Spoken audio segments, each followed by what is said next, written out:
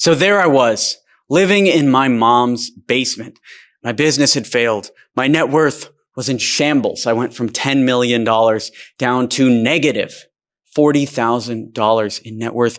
Clients from my old business that I wasn't attached to anymore were calling me, begging for their money back. And I was having to dig into my already negative bank account to give them refunds that I didn't even have to give, on threats that my reputation would be ruined. But I bounced back. We started a company after that, and it's been smooth sailing ever since. And the reason why is because we always had a plan B. This is how I deal with deals not working out and what you can do if it happens to you. Stick around. This is going to be a good one. Smash the like button and subscribe down below for more content like this. How do you deal with a thing not working out? Well, what you do is always have a plan B. A plan B is what you do when a thing doesn't work out. Now, for me, I don't tend to operate with a plan B. I do sometimes think about what would happen if certain things happen, and I try to game theory it out a little bit. But I always try to operate like the current thing is going to be the biggest thing ever, and I'm fully committed. So for instance, for Taplio, I'm operating like it's going to be the biggest social media company on earth, and I'm operating like that. I'm not thinking about, what might happen with business partners or what's the worst case scenario or anything. I'm just fully committed to that business. Same with X27, same with LeadShark, same with all of those. I'm not thinking about the worst case scenario. I'm fully committed. Now, I've had things fall apart before. Like I was talking about in the intro to this video, that business fell apart. And my plan B typically is to pull myself back up and try to get to even as quickly as possible. So when that business fell apart, I had a new website, a new offer, and new cold emails going out to pitch my service within about 3 hours of that going under. Similar to an online course we used to have with a business partner of ours that quit on us within about 3 weeks of starting the project. I had my own online course spun up right after that because you can't let these people stop you from succeeding. My plan B typically is to do a similar version of plan A, but without them. If they're going to quit on the project, we're going to continue the project, just they're not going to get paid anymore. I don't understand why people quit on things that could be so big. That's what I don't get. I don't really have that in my mind. I don't really have a quitter's mentality. If we say we're going to do something, if we're going to take over the world, let's take over the world. Let's not give up after a month. Doesn't make any sense, dude. So that is the plan B for me, is continue doing plan A, but without the person. And if that requires setting up a similar business, or that requires spinning up a website in 3 hours, or recording a webinar in an hour, then you do it, bro. You do whatever it takes to get back to even as quickly as possible. And you can't let other people take you down. So when I say always have a plan B, what I mean is never let the failure of your plan A stop you from succeeding. Always move forward. Always keep it going. So if something doesn't work out, let's say we're pitching a business that we want to invest in at A&R Ventures and they don't want to work with us, or I've gotten flat turned down for investment deals before. They don't want to work with us. They value their own startup and their own equity too much. That's fine.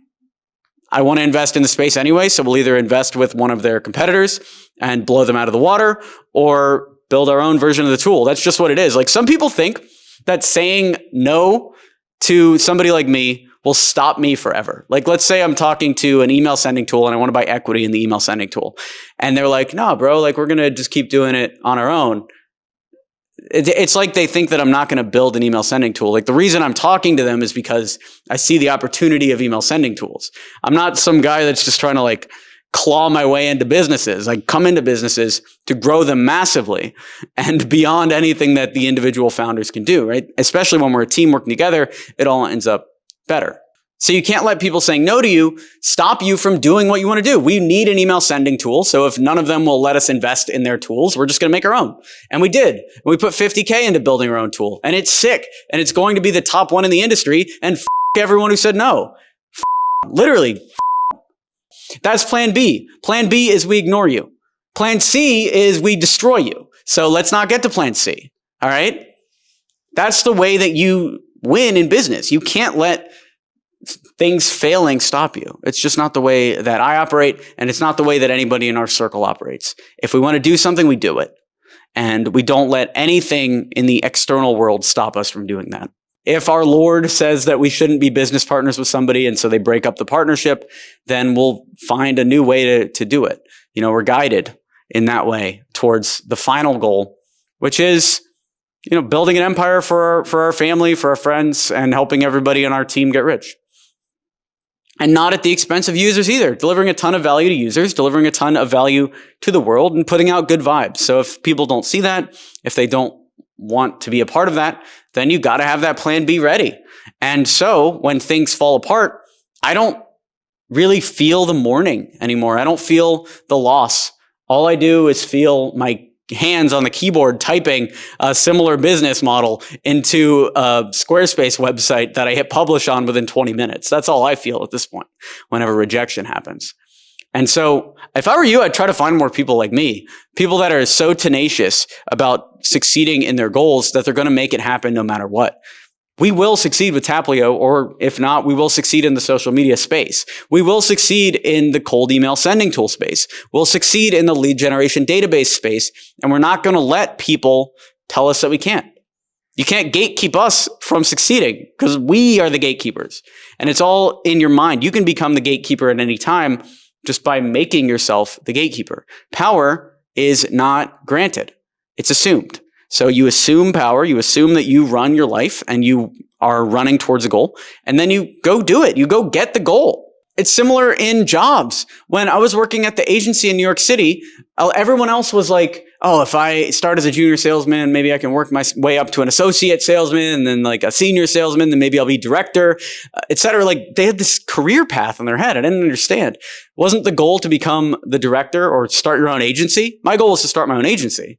So I'm going to run towards that goal as quickly as possible. So what I did was I just started doing marketing for the business. Yeah, I'm a junior sales guy. I'm not going to wait for permission. I'm going to start posting on Quora. I'm going to start running ads from my own pocket, funding the ad campaigns, driving leads. Yeah, why not? And what happened? Well, I became director of marketing, and then I was able to leverage that into a full agency.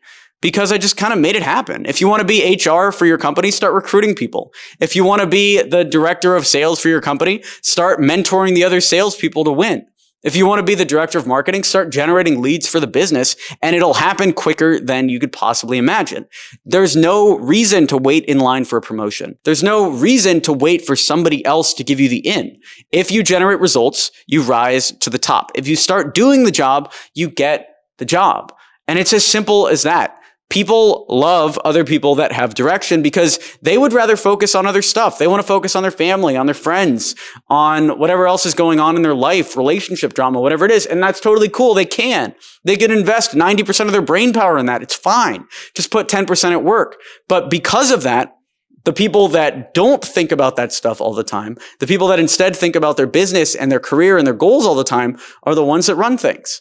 So if you decide to be one of those type of people and you pursue the goal doggedly, then everyone else will jump on board because it makes their life a lot easier.